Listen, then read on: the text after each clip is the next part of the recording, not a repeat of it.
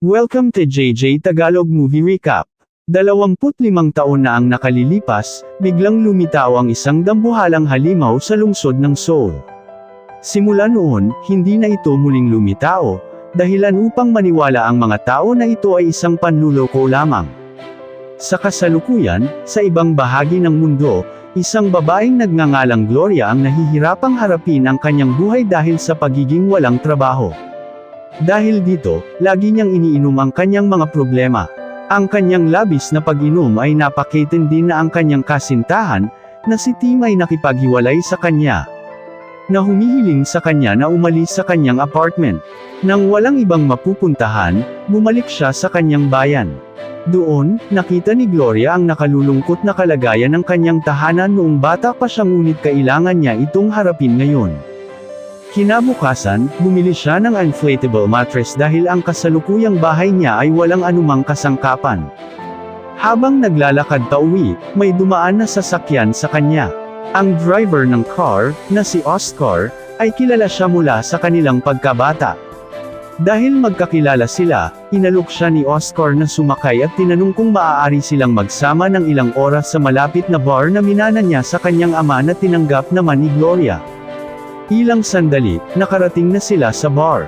Ang panlabas at panloob ng bar ay nagbago mula sa naaalala ni Gloria at sinabi sa kanya ni Oscar na kailangan itong baguhin dahil ang mga disenyo ay luma na. Tumingin-tingin si Gloria sa loob ng bar. Doon, napakamot siya sa tuktok ng kanyang ulo na napansin ni Oscar. Kinakabahan siya dahil sa luma niyang tahi doon. Nang maglaon, ipinakilala siya ni Oscar sa kanyang mga kaibigan na sina Garth at Joel. Pagkatapos ay lumipat sila sa hindi natapos na bahagi ng bar na mayroon pa ring mga natitirang lumang western-style interior na nagpa-excite kay Gloria dahil gusto niya ang disenyo. Hinikayat niya si Oscar na panatilihin ang lumang interior dahil talagang gusto niya ito. Pagkatapos, saglit na kinausap ni Gloria si Joel na tila nang aakit. Habang tumatagal ang gabi ng inuman, ibinunyag ni Oscar kay Joel na dati siyang nanalo ng mga parangal sa pagsusulat noong elementarya pa sila. Dahil dito, tinanong siya ni Joel kung nagsusulat pa rin siya, at sinagot siya ni Gloria na dati siyang sumusulat ng mga artikulo para sa ilang mga magazine. Habang sinusuri ang internet para sa mga artikulong ito, tinangka ni Joel na halikan siya ngunit agad na umiwas si Gloria. Dahil dito, nagalit si Oscar sa kanya dahil naisip niyang sinasamantala ni Joel ang kanyang pagkalasing. Bagamat sinabi ni Gloria kay Oscar at Garth na walang nangyari, maasim pa rin ang gabi, kaya't umuwi silang lahat sa umaga. Dahil walang mag-uwi sa kanya, dala ni Gloria ang kahon ng inflatable mattress hanggang sa kanyang bahay. Sa kanyang pag-uwi, siya ay netisod at napadpad sa isang palaruan. Sa puntong ito, alas 8:05 na ng umaga at pagod na siya sa paglalakad. Pagka-uwi, nakatulog siya sa halip na ayusin muna ang inflatable mattress. Kinabukasan, nakita ni Gloria ang balita sa TV tungkol sa isang halimaw na lumitaw at sinisira ang mga bahagi ng Seoul. Siyempre, hindi siya naniniwala dito noong una, hanggang sa makita niya ang video footage sa internet. Agad niyang tinawagan si Tim tungkol sa nangyari sa Seoul, ngunit sinabi lang ni Tim sa kanya na 9 na oras na ang lumipas mula nang lumabas ang balita. Dahil kinakausap siya ng kanyang dating kasintahan sa medyo kritikal na tono, ibinaba ni Gloria ang tawag at nagtungo sa bar. Sa loob ng bar, ang taong bayan ay nanunood ng balita tungkol sa biglaang pagdating at pagkawala ng halimaw.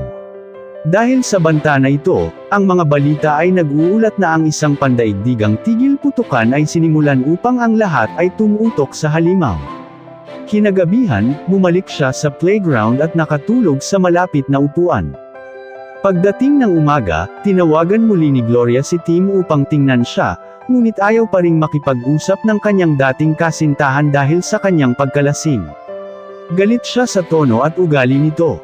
Bilang resulta, itinapon niya ang telepono sa pagkabigo. Ilang sandali pa, nakatulog siya sa kalagitnaan ng pag-aayos ng inflatable mattress. Nagising si Gloria sa tunog ng doorbell at nakita niya si Oscar sa kabilang panig ng pinto. Doon, sinabi niya sa kanya na nagdala siya ng isang napakalaking television para magamit niya. Habang inililipat ito sa loob ng bahay, sinabi sa kanya ni Gloria na ito ay isang kaaya-ayang sorpresa.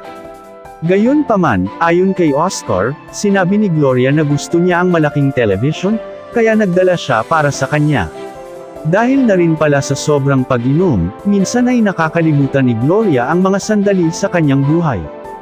Gayon din, ipinaalam sa kanya ni Oscar na ang halimaw ay bumalik sa alas 8:05 ng umaga muli.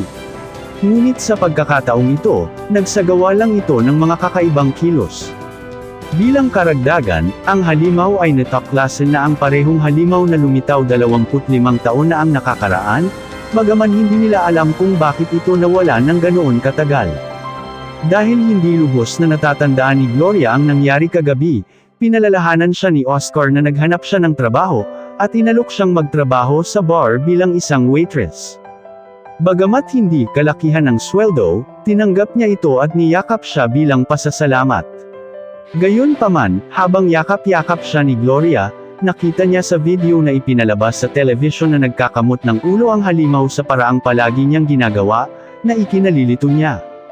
Bukod dito, gumagawa din ang halimaw ng ilang aksyon na ginawa niya noong mga nakaraang araw. Dahil sa kanyang mga hinala na ang halimaw ay maaaring konektado sa kanya, sinubukan ni Gloria ang kanyang teorya sa pamamagitan ng pagpunta sa palaruan at paggawa ng ilang partikular na paggalaw na maaaring niyang suriin sa ibang pagkakataon. Sa bandang huli, tama pala siya dahil ginawa rin ang halimaw ang partikular na galaw na iyon. Ang pag-topless na ito ay humanig sa kanyang kaibuturan. Kinausap ni Gloria si Tim sa pamamagitan ng isang video call, kung saan sinabi nito sa kanya ang tungkol sa kanyang bagong trabaho bilang isang waitress sa isang bar, at ang nag-hire sa kanya ay ang childhood friend niya. Habang nag-uusap sila, dumating sino Oscar at Joel sa kanyang bahay na may dalang sofa. Tulad ng dati, wala siyang natatandaan na humiling ng sofa ngunit nagpapasalamat pa rin, lalo na't nabasag ang kanyang kutson. Pagkatapos, pumunta sila sa bar, at nakalimutan niyang nasa video call pa rin siya ni Tim. Sa isa pang gabi ng pag-inom, nagpa siya si Gloria na aminin na siya ang halimaw na lumilitaw sa Seoul. Siyempre, iniisip ng mga lalaki na kalokohan ito ngunit iginiit niyang nagsasabi siya ng totoo. Kaya naman, lahat sila ay nagmaneho sa playground para patunayan niya ito. Doon, nagsagawa si Gloria ng ilang kakaibang galaw na tumutugma sa mga galaw ng halimaw mula sa livestream na video na sinusuri ng mga lalaki, sa gayon ay nagpapatunay sa kanyang teorya. Gayunpaman, dahil sa paulit-ulit na pagpapakita ng halimaw, nagpa siya ang gobyerno na barilin ang halimaw ng mga rocket, na naramdaman ni Gloria ngunit bahagya lamang. Isa pa, dahil lasing siya, mukhang hindi na-recognize ni Gloria ang gravity ng kanyang ginagawa, kaya tuloy-tuloy lang ang kanyang ginagawa.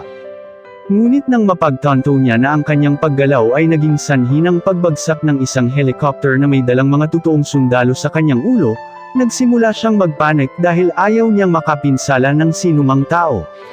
Sa puntong ito, sinubukan ni Oscar na lapitan at pakalmehin siya. Ngunit si Gloria ay biglang netisod sa lupa, at si Garth at Joel ay parehong nabigla sa pagkawasak na dulot ng kanyang pagbagsak na nakita nila sa livestream. Kinabukasan, nagising siya at nakita ang balita tungkol sa pagkawasak ng ilang bahagi ng Seoul. Napahagulgol siya sa pag-iyak dahil sa kanyang ginawa, at si Oscar, na kada dating lang na may dalang mga pinamili, ay sinubukan siyang pakalmehan sa pagsasabing walang masyadong namatay na tao. Nang sabihin sa kanyang ni Gloria na gusto niyang sumuko sa pulisya, binago ni Oscar ang paksa, sinabi sa kanyang na ang kanyang pagkahulog ay hindi lamang ang nangyari. Lumalabas na isa pang robotic monster ang nagpakita sa tabi ng halimaw ni Gloria, at ito ay malinaw na si Oscar. Pinag-usapan nila ito sa kalapit na kainan, na sinabihan siya ni Oscar na itigil ang pagiging paranoid dahil walang maniniwala sa kanila na sila ang mga halimaw. Tinutukso pa niya ito sa pamamagitan ng pagsasabi ng impormasyong ito sa ilang kalapit na customer, na naging dahilan para mas mabalisa siya. Sa pagpapatuloy ng kanilang diskusyon, kakaiba na sila lang ang may halimaw na lumalabas sa Seoul sa kabila ng pagiging pampublikong lugar ng palaruan. Dito, nagkaroon ng ideya si Gloria kung paano nila matutulungan man lang ang mga taga-Seoul. Nagtungo silang dalawa sa isang malapit na tindahan ng Korean para mag-donate ng pera sa charity. Maliban dito, humingi rin sila ng Korean translation ng apology. Gamit ang pariralang ito, bumalik ang dalawa sa playground upang maghihintay hanggang alas 8 hanggang 5 ng umaga. Habang naghihintay, anomi ni Oscar kay Gloria na palagi niyang sinusubaybayan ang mga artikulong isinusulat niya noong mga nakaraang taon. Ang tingin niya sa kanya ay mula sa kanilang maliit na bayan na naging matagumpay, hindi katulad niya na nagtatrabaho pa rin sa isang bar na minana niya sa kanyang ama. Sinabi rin sa kanya ni Oscar ang tungkol sa kanyang kwento ng halos ikasal-6 na taon na ang nakalilipas, bagaman hindi ito sinadya. Pagkatapos mag-usap, pumunta si Gloria sa playground. Sa parehong oras, lumitaw din ang halimaw sa Seoul. Pero alam na ni Gloria ang gagawin ngayon kaya sinenyasan niya ang mga tao na umalis sa lugar. Pagkatapos ay isinulat niya ang paghingi ng tawad sa Korean na naging kagilahil-alas na balita. Dahil sa pagkilos na ito, ang pananaw ng mga tao sa halimaw ay lumipat sa isang positibong liwanag. Nang maglaon ng gabing iyon, sa isa pang sesyon ng pag-inom, itinuro ni Garth na ang mag-asawa na Koreano mula sa tindahan na kinusap ni na Oscar at Gloria ay maaaring malaman na sila ang halimaw dahil sa parirala. Ngunit sinabihan lang siya ni Oscar na huwag masyadong mag-alala tungkol dito. Habang nag-uusap sila, pumunta si Joel sa banyo at palihim na sinundan siya ni Gloria. Bumulong ito sa kanya, nagtatanong tungkol sa kanyang address para makabisita siya mamaya. Sa kanyang kasiguruhan, binisita siya ni Gloria. Si Joel ay muling humulik at pinayagan ito ni Gloria sa pagkakataong ito. Kalaunan ay naging mainit sila. Kinabukasan, nakatanggap siya ng balita tungkol sa hitsura ng halimaw ni Oscar sa Seoul na nagudyak sa kanya na gisingin kaagad si Joel. Pagkatapos ay dumiretso sila sa playground kung saan nakita nila sina Oscar at Garth na naglalasing, bagamat hindi nila sinisira ang long shot. Doon, nakita silang magkasama ni Oscar, dahilan para magselos siya bigla.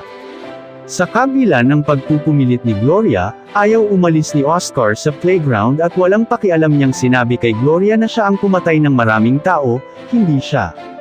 Nasaktan sa kanyang mga salita, sinampal siya ni Gloria sa mukha at sinabihan siyang umalis. Hindi gumanti si Oscar, bagamat nasaktan ang kanyang sarili dahil naririnig niya ang ilang mga tinig ng pumapalakpak mula sa mga kalapit na bahay na kasalukuyang nanunood ng balita tungkol sa mga halimaw. Kaya naman, bago siya umalis, inutusan niya si Gloria na linisin ang bar na parang isang mahigpit na amo. Pagkatapos, ang video ng halimaw ni Gloria na sinampal ang isa pa ay naging viral sa buong mundo bilang isang meme na lalong nagpasakit sa pride ni Oscar. Kapansin-pansing hindi makasabay si Oscar sa tawanan ng mga tao sa bar. Dahil dito, uminom siya ng higit pa kaysa karaniwan niyang ginagawa. Kinagabihan, iniis niyang inulit ang viral meme video ng halimaw na sampal para sarcastic kung sabihin na nakakatawa ito dahil kinakatawan siya nito. Pagkatapos, siya ay naging hindi matiisin sa kanyang mga kaibigan. Sinimulan niyang akusahan si Garth na sumisinghot ng droga sa loob ng banyo sa lahat ng oras. Hindi na makatiis si Garth sa masasakit na salita ng kanyang tinaguriang kaibigan na nagudyak sa kanya na umalis.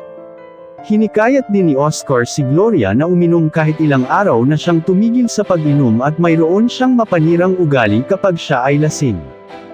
Pero ang pinakamasama, pinagbantaan siya nito na dadaan siya sa playground kung hindi siya makikipagtulungan. Sa paniniwala ng hindi ito totoo, tumangi si Gloria na uminom ng alak sa pamamagitan ng paghahagis ng bote sa tabi, hindi naniniwala na susundin ni Oscar ang kanyang banta. Dahil sa kanyang pagtanggi, agad na tumunggo si Oscar sa kanyang van. Sinigawan niya ang mukha ni Gloria, na sinasabi sa kanya na ang kanyang buhay ay mas mabuti na ngayon kaysa sa kanya, kahit sa sandaling iyon. Pagkatapos, nagmaneho siya kaagad patungo sa palaruan kasama niya ang passive na si Joel na hindi man lang siya pinigilan. Pumunta rin doon si Gloria at nakita niya ang dalawang lalaking naghihintay sa pagsikat ng araw. Sa pagdating ni Gloria, muling nagpakita ang kanilang mga halimaw sa Seoul. Sinubukan niyang sampulan at suntukin siya para bumalik ang katinuan, ngunit ang lasing at mapaghiganti na si Oscar ay marahas na gumanti at sinakaw siya. Huminto sila sa wakas nang sabihin sa kanila ni Joel na nawala na ang mga halimaw. Gayunpaman, itinulak ni Oscar si Gloria pabalik sa lupa tulad ng isang bully, na sinasabi sa kanya na makikita niya siya sa trabaho. Takot na takot siya sa biglaang pagbabagong ito ng kanyang childhood friend. Kinalaunan sa araw na iyon, binisita ni Gloria si Joel sa kanyang bahay na nagsabi sa kanya na labis na ikinalulungkot ni Oscar ang nangyari kaya dinalahan niya siya ng maraming kasangkapan. Nang makita ito, mabilis na tumakbo si Gloria sa bahay ni Oscar upang harapin ang kakaibang pag-uugali. Pinapasok niya ito, kung saan nakita niya ang gustot ng mga bagay sa loob. Doon, inamin niyang lubos siyang nahihiya sa pangit niyang ugali sa kanyang kagabi at humingi siya ng tawad dito. Tinanggap niya ang paghingi ng tawad sa kondisyon na hindi na magkakaroon ng isa pang gabi-gabing inuman. Makalipas ang ilang sandali, umuwi si Gloria at nalaman niyang lahat ng kasangkapan ay nakalagay at nakaayos sa loob ng kanyang bahay. Pagkatapos ay nakatanggap siya ng tawag mula sa kanyang ex-boyfriend na si Tim na nananatili sa isang malapit na hotel para sa isang pagpupulong. Pagkatapos pumunta doon, tinanong siya ni Gloria kung paano nagkataon na may meeting siya malapit sa kanyang bayan. Dito, inakusahan siya ni Tim tungkol sa kanyang pagkakaroon ng trabaho bilang isang waitress sa isang bar. Nasaktan siya nang marinig ang napaka-kritikal na tanong ito ng kanyang dating nobya. Kaya tumahimik muna siya sandali bago umalis ng hotel dahil magsisimula na ang kanyang shift. Humang inang paumanhin si Tim sa sinabi niya at inalok siyang ihatid, at ayon, pumunta sila sa bar. Sa pagpasok, agad na pinagtatawan na ni Tim ang western-style interior. Hindi alam na ideya ni Gloria na panatilihin ito sa ganoong paraan. Pagkatapos ay nakilala niya si Oscar, at ang dalawang lalaki ay nagtalo tungkol sa trabaho ni Gloria. Na pinaniniwalaan ni Oscar na kaya niya itong gawin habang si Tim ay medyo hindi pinapansin ang tungkol dito. Sa kalaunan, naglabas si Oscar ng isang illegal na paputok na sinindihan niya na sinunog ang ilang bahagi ng bar. Ginawa niya ito para patunayan kay Tim na mananatili si Gloria sa bar para tulungan siya. Matagumpay ang plano, nanatili siya sa halip na umalis kasama si Tim dahil pakiramdam niya ay obligasyon niyang tulungan ang kanyang kaibigan.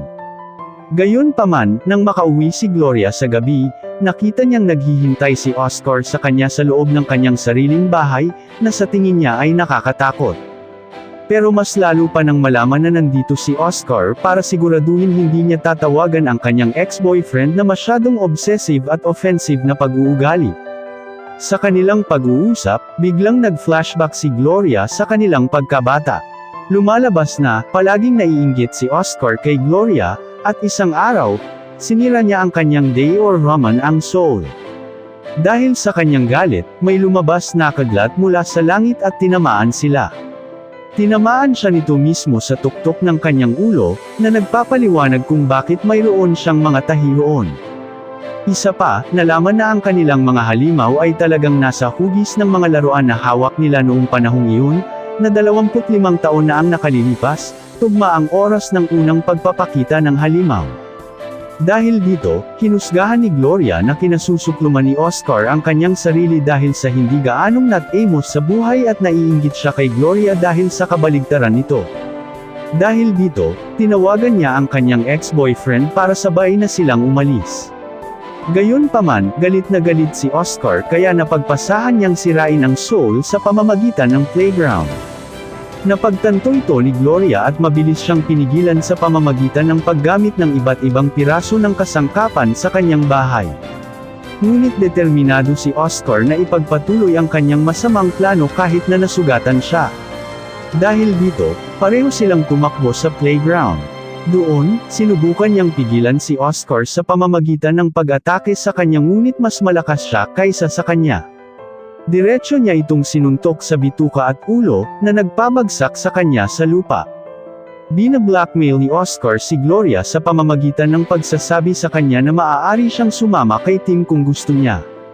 Ngunit patuloy niyang sisirain ang soul araw-araw kung aalis siya.